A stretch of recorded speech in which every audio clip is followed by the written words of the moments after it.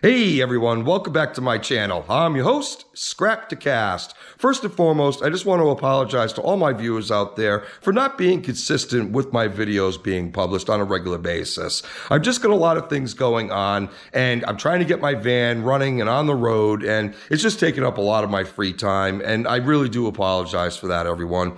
But the show must go on. I will be posting an update at the end of this video on the van's progress, so please be sure to stick around until the end of the video if you want to see what's going on with it. But for today, we're going to continue with my Scrapping for Copper series with episode number 11, and what we're going to be scrapping out is this evaporative air cooler. I want to see how much copper is inside this unit. This unit does not work whatsoever. I picked it up off the side of the road probably about 4 or 5 months ago, and it's been sitting in storage for a bit. And I pretty much turned it on, but none of these buttons seem to work whenever I try to switch some of the settings. And one thing I did notice is this piece right here is supposed to have some kind of freezer packs installed inside.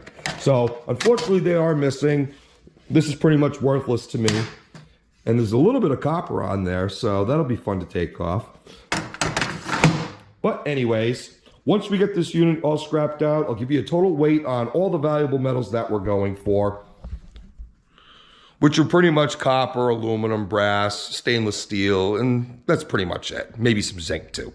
But anyways, please bear with me while I get my cart set up, my camera mounted, and we'll bring back for the teardown of this evaporative air cooler.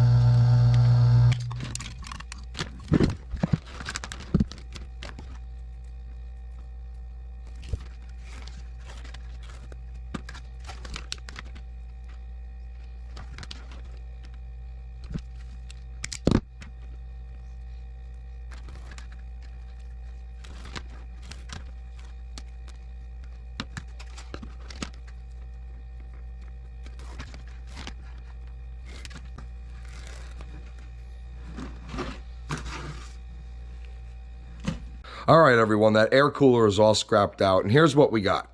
There's all the plastic. There's the circuit boards, cast aluminum, brass, insulated wire that I decided not to strip because it's just too thin. Number 2 tinned copper, and number 2 regular copper. So let's go ahead and see what we got here. We'll do the brass first.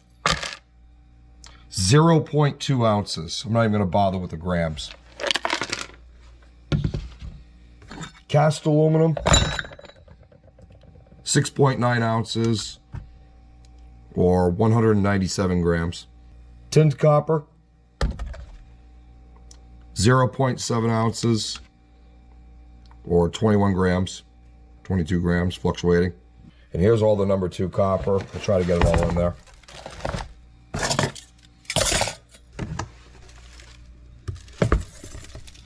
We got a total of 12.7 ounces or 362 grams. And let's go ahead and add the tinned copper. So we got a total of 382 grams or 13.5 ounces. So not really too bad, honestly. It took me about an hour to scrap that whole thing out, plus stripping all the wire down, getting all the copper out of the motor. You guys decide if it's worth scrapping them out or not. So anyways, thanks a lot for sticking around to the end. If you guys want to see the update on the van, go ahead and stick around for another 4 minutes. Okay, everyone, before we end this video, I just wanted to give you an update on the progress of this van. One of the first things I did was I went to Pick and Pull last weekend and got some parts for it.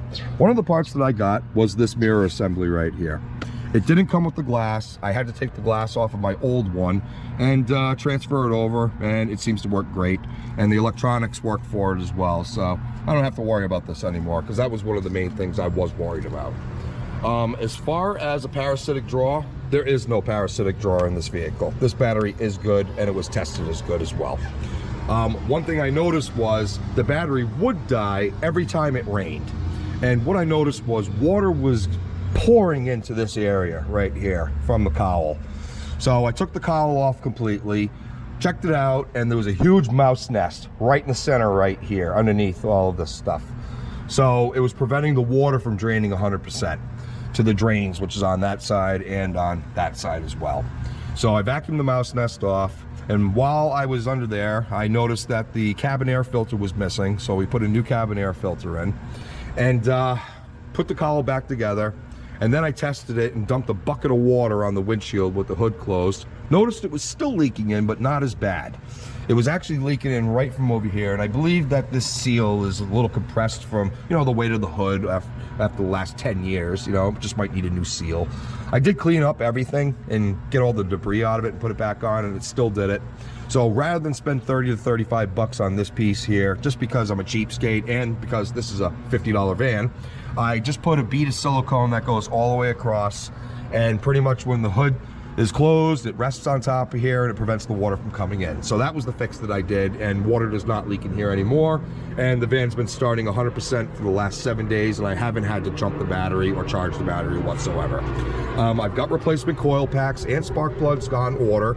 I'm gonna have them this Friday. Unfortunately, I'm gonna be out of town, so when I come back on Monday next week, I will go ahead and get this all taken care of, and I'll just doing it for the peace of mind. It was only $67 for the parts, and that shipped to my door. Another thing that was missing on this van, besides the middle dome light here, the strike on this door over here was missing completely. So when I was at Pick and Pull, I got another one off of their vehicle and installed it on here. And now this door secures 100%, so I don't have to worry about somebody trying to break into it. Well, they'll probably still try, but there's really nothing of value in here. The window, I still have to get to that, but that's gonna be the last thing I do on this van before I get it registered and inspected. And I do have the glass in that box right there. So, like I said, that's the last thing I gotta do. This dome light right here is actually the back dome light from the donor vehicle at Pick and Pull. I thought it was the same because it had the same cutout up here as that one, but I think it's missing a bracket of some sort because it just doesn't stay up there whatsoever. It just pretty much falls and hangs down. So I think I might be either missing some clips for it or a bracket, and I'll go ahead and research that and see what I can do. But the light does work, at least, and it's not just some random wires hanging from the headliner. But other than that, the last thing I have to do, I have to replace the exhaust. It's all rotted off under there. It's good up to the cat. So this way here, I don't have to replace at least the catalytic.